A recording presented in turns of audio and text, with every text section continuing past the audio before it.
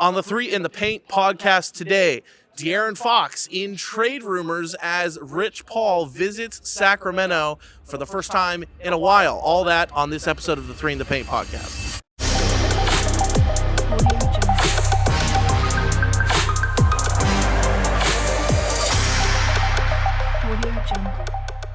Alrighty, welcome back to the Three in the Paint podcast. Jeremiah Solomson, your host as usual, along with Leo Biaz to my left and Mark Haynes. We are here inside of Golden One Center after the Kings and Lakers just wrapped up a 2-game set. But great to see you guys. How you doing? Man, I'm disappointed with the non-split. I'll be honest. I was wrong and you're right. Forget how you doing. He's disappointed. Yeah, he's just disappointed. I will say I was right though. I predicted the Kings to fall twice. Right. Yes. I thought it would be a split. I thought the Kings would put up a better and fight. it should have been a split tonight, but you know. It should have. Yeah. It could have easily been two for the Kings. Yeah. It could have easily been.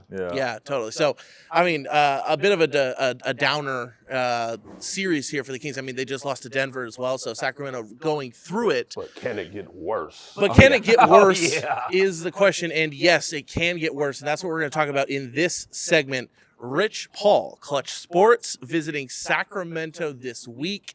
Obviously, DeAaron Fox is his client or their client. And he was here in town, of course, I'm sure visiting with the Foxes, but meeting with the Sacramento Kings. And reports have been coming out over the last 24 hours on what that meeting was about, obviously.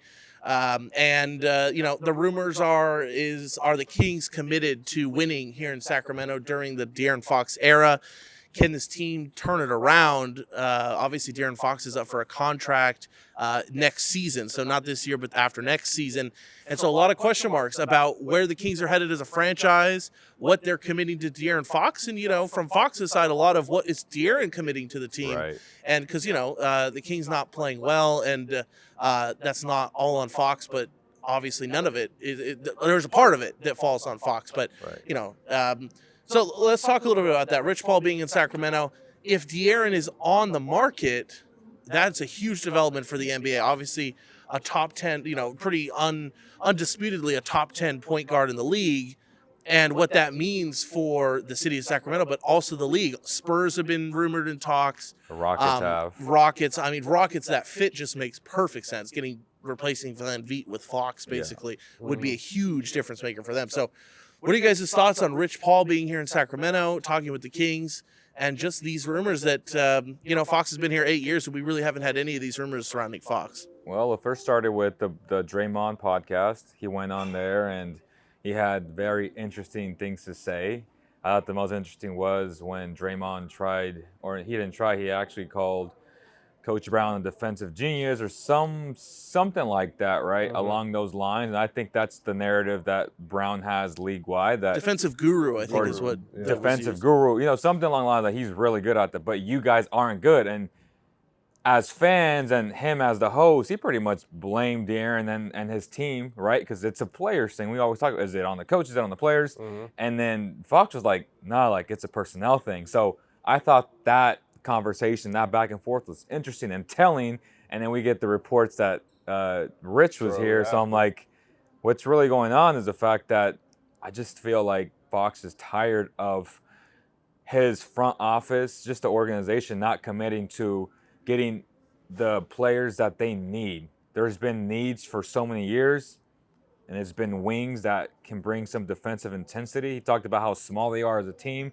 the things they got to do to adjust with being small in that podcast. And all of a sudden we hear these rumblings about this, and now they're losing. It's all a huge storm that it's just not a good look. And the analogy that I use with, I forget who, it's almost like DeAaron Fox is that girl that never gets proposed to by the boyfriend that's been with him for 10 years, right? Like, when are you giving me my ring? Shame. Like, when are you giving me that commitment? Mm-hmm. And they took, 4 or 5 years to get him Domas? Mm-hmm. When in reality, they were Marvin Bagley, all these centers and all these bad players in this tenure. And he's like, bro, I'm tired of this. I really want to win.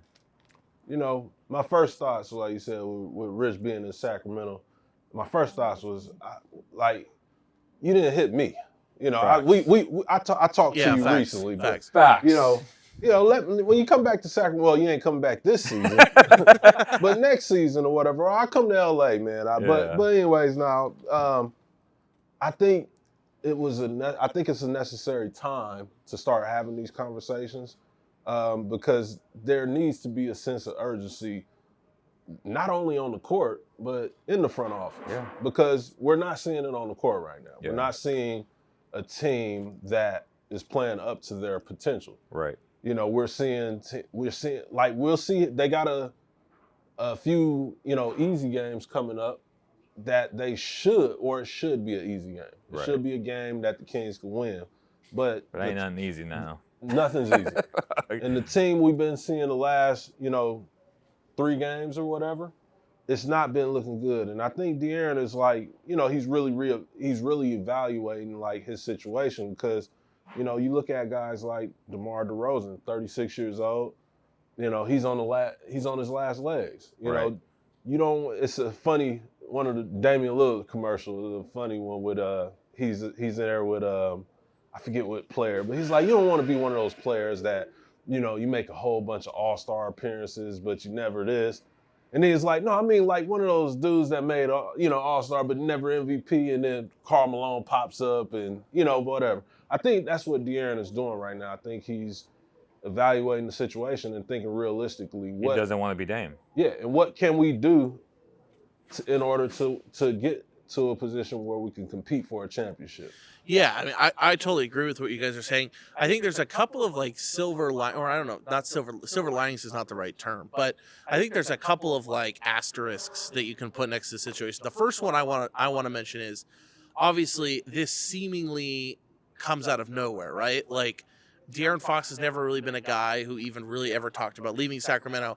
Obviously, when he didn't re-up the contract this offseason, I think that's a totally separate issue from what we're dealing with now. Mm-hmm. I think the reasoning then was because he wants the money. Right. And if he made the All-NBA, right. if he made an All-NBA team, he would be eligible for a larger max. That I think was the issue this offseason. I really fans are like, oh, this all makes sense. This all goes back to the offseason. I don't think that's true. Bias. Yeah, I don't think that's true at all. The Kings, look, to give the Kings front office, I think, a little bit of credit. The credit you can give them is in the offseason. They went out and got DeRozan, and that was a big move, and especially for the Kings.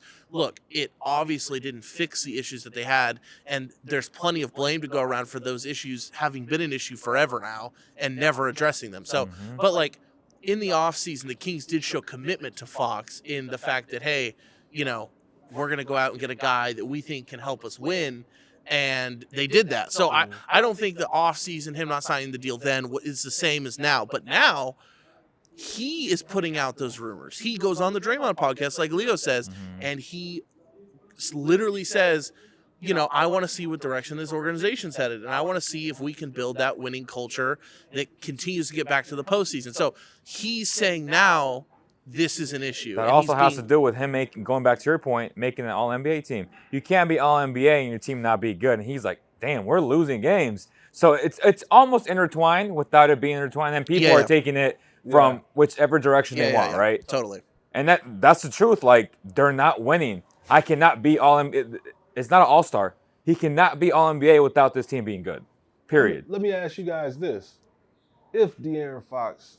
I'm probably going to strike a bunch of nerves here. If DeAaron Fox did leave, how would he leave? Would it be via trade or would it be in free agency? Well, I hope it's via trade because if he walks without getting nothing, this organization will go back to a 16-year drought. I'm serious, too. Yeah, there's no way. There's no way he leave. There's no way the front office lets him leave at the end. Look, this is all going to happen this year. I'm really confident about that. And I said this on one of before February. Something. Yeah, you can go back to one of our previous episodes, and I said this next 6 weeks, the time before Christmas, and this time before the deadline, is plotting the future of the Kings organization. I still believe that, and you're gonna know how this is gonna play out. Like, if DeAaron's not going to re-sign because the Kings have just fallen off the face of the earth, you're going to know by the deadline because they're not going to have made any moves. And you can't run this back next year So, like, you have to trade him at that point. yeah, you would have to trade him in the offseason. So, Or you trade Domas. Or you trade Domas. But yeah, I think you're going to know the direction of the Kings in this before the deadline, because they're either going to make the necessary moves they need to stabilize this core, which might mean moving off a guy like Domas. Look, we've talked about this. You can't, like, I feel like it's high time the Kings fan base hears it too. You can't build around Domas and build around Fultz at the same time. You have to pick a path. Somebody has to be the star. Somebody has to be the star, and someone has to be the guy, because the way that they play isn't compatible, in my opinion, to where you can, with the way the league salary cap works, you can't have a guy like Domas making so much money and then be able to surround yourself, like the Kings don't have any wing help. Because then Fultz is going to make 60. Because so $100 million between two guys that need help. Who's going to take the $15 million mid-level exception to come play with them? Yeah, let's be honest. Look, and I think this is the result when you try to build around both of them. And I think it's an experiment that just hasn't really worked. So you have to pick a direction. Is that direction Domas or is that direction Fultz? And look, I'm not saying it's an easy decision. I'm not saying easy. I'm and I'm not. Well, it's easy for me. But. I'm not making any conclusions here. I'm just saying I think the Kings need to pick a direction, and then they need to go that direction. And I think the fan base is seeing it now too. Like some of the comments on social media, the fan base is like up in arms. I think the fans are getting to that point where they're starting to get impatient. 100%. They've been selling out the arena for, they stopped announcing it recently, but it was 3 seasons of straight sellouts. So the fans did their job, and now it's going to get back to the point where we want more. And that's fair to ask for. Yeah, and we talked about fit with potential trades. So, obviously we're not there yet. I don't need people coming after us in the comments like, oh, you're way overstating. But potential fits in a Fox deal, because those are the rumors out there.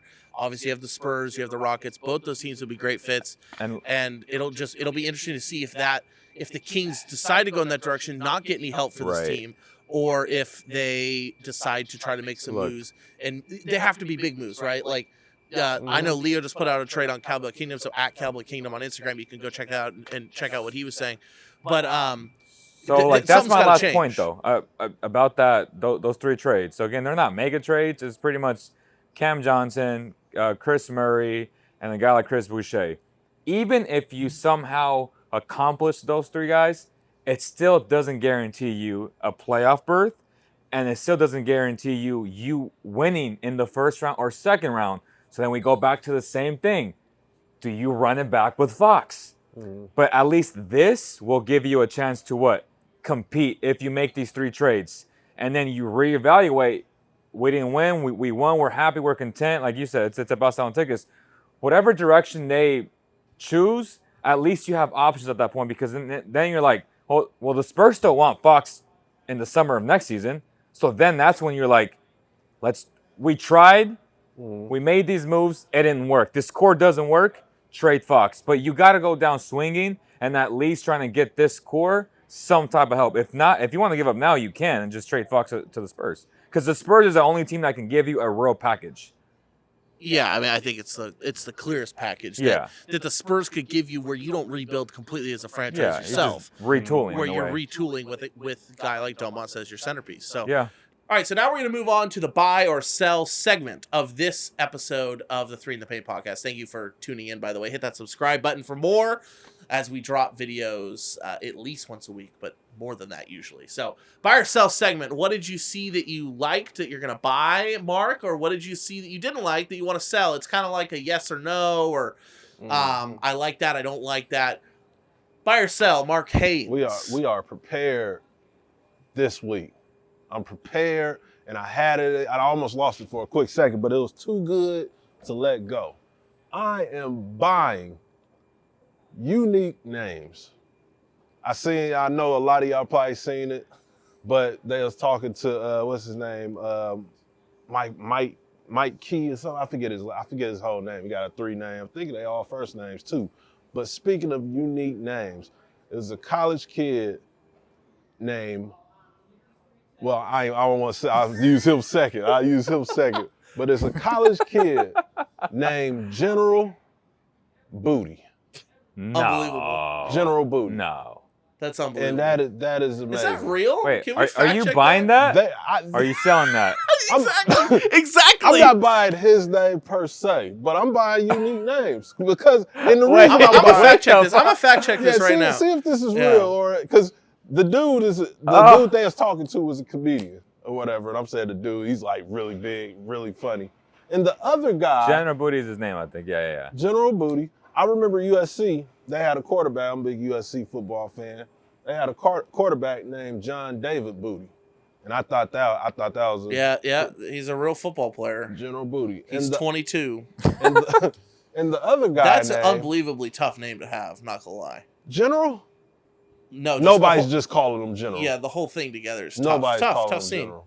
But the other name, it's spelled M-O-H. How would y'all pronounce that? Hey, what? M-O-H. M-O-H. That's not the whole name. I'm building it. M-O-H. Mo, right? Yeah. That's his first name. His last name is Mobility. That's unbelievable. Mobility. Or more ability. Wait. More ability. Mobility. Oh my gosh. Mobility.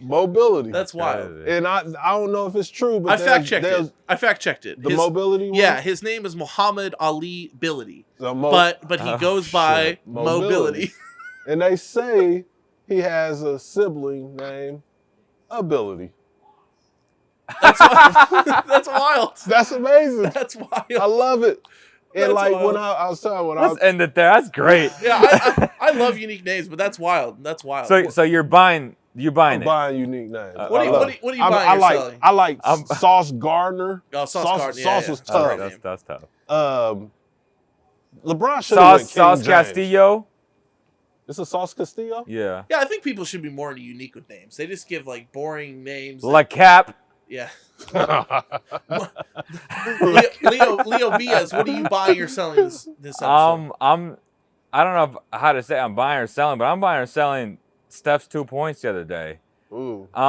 So I'm buying the fact that it was a fluke. It was a fluke game and not a father time is catching up like LeBron game. And I know I'm going at him, but 2 points is pretty insane because so you're selling his game. Okay, so I'm selling. Is that what you're doing? Yeah. You're selling it as an outlier. I'm selling that it's a crazy game and that today he has responded with 18 points, 8 assists, so a lot better against the Minnesota Timberwolves. So who again? They just lost to. They're tied 92 up, so they better get that win. They're up by like 20. I thought that was just an insane game. Just to see an all-time great score 2 points in that type of environment, like that was crazy. Draymond could have outscored him that night. That's crazy. That's a crazy shot. That's a crazy shot. That's a crazy shot. Triple single. But he didn't, which is the crazy part. Draymond couldn't. Steph scored 2 points. He made 0 shots in that game. But Draymond did not score. Look, I love Draymond. Dre. Look, I love Dre. I glaze Draymond almost as much as I glaze Here we go. Glazer, man. No, I think Draymond. But he doesn't glaze the Sixers. Look. Yeah. I mean, I think Draymond just, he's Embiid had a huge don't deserve impact. no glazing. No, Embiid doesn't deserve anything, bro. Jeez, No. MVP. No. Okay. Jeez. Fake MVP because Jokic should have won that. Back-to-backs You're not putting all the glaze on LeBron and Draymond. Yeah, I mean, I might. There's not a lot of glaze to go around these days. Yeah, that's true. And so my buy or All right, sell Charlie. segment, yeah, unbelievable. You guys are absolutely unbelievable. So my buy or sell segment this week, my buy or sell is...